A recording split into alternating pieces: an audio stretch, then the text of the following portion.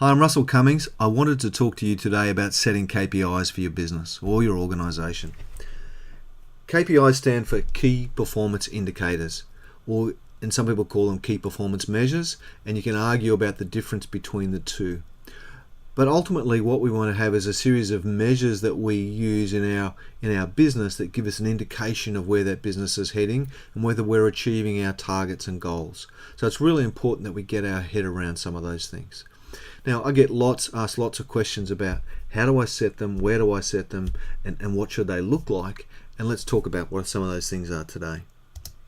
The first thing is, this is the Balanced Scorecard model by Kaplan and Norton, who are two gentlemen from Harvard Business Review. It's a great book. There's a series of books on it, and lots of information on the internet.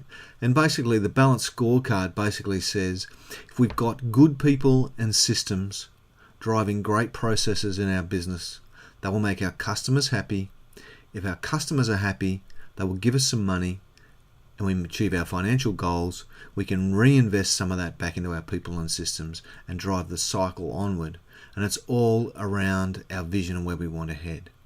So it's a great model. It's a really simple model, and I thank them for that.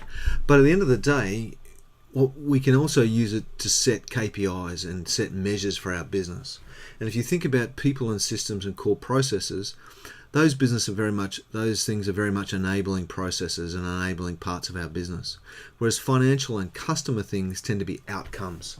So we're going to talk about lead and lag indicators in a minute. The people and the process stuff often tends to be the lead indicators, where the financial and customer numbers we might look at would tend to be lag indicators in our business.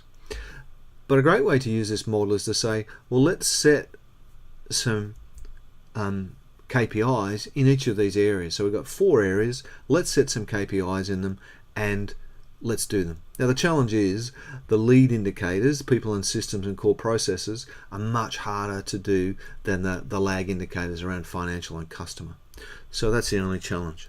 So use your Balanced Scorecard as a framework to build your KPIs. In terms of lead and lag indicators, so if you think about the names lead versus lag, so a lag indicator is obviously something that's happened after the event, all right? Whereas a lead indicator is something that is telling you what's happening before the event. Now, by definition, a lead indicator is probably not going to tell you what's happened, okay? It gives you an indication of what's happened. Whereas a lag indicator can be quite concrete and tell you what's happened. And an example of this is, say, profit in a business is a lag indicator, okay? Because it happens after you calculate things, and a whole heap of other things have to happen before you work out whether you've made a profit.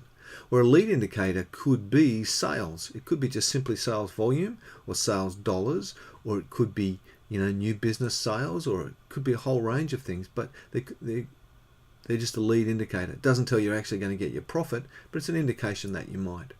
Now, if you combine a basket of lead indicators, so you may have, if profitability is a key indicator for our business, you may have a basket of indicators that give you an indication, too many indications, that you're going to achieve your profit figure. They could be sales volume.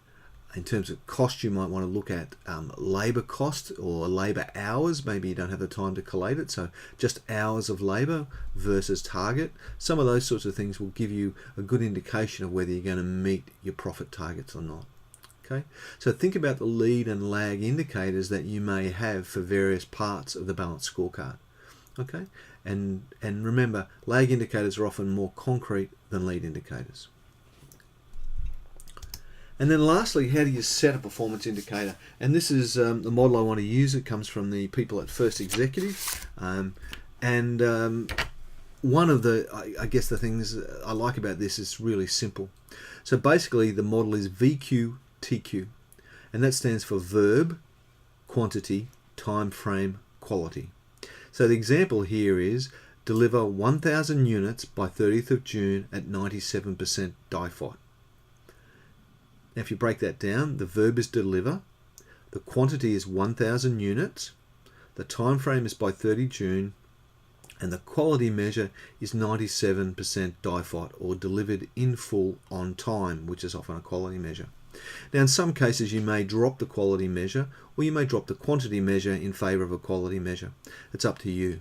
But it's a really good framework to think about to put your key performance indicators in, because it's quite comprehensive and it makes you think about it and think of a great statement. Okay, so that's my quick summary of setting key performance indicators. Use the Balanced Scorecard as a framework. Make sure you think through if you've got some appropriate lead indicators to help you get to your lag indicators, and have a blend of lead and lag indicators. So I talk about it as a basket of lead indicators and then a couple of lag indicators.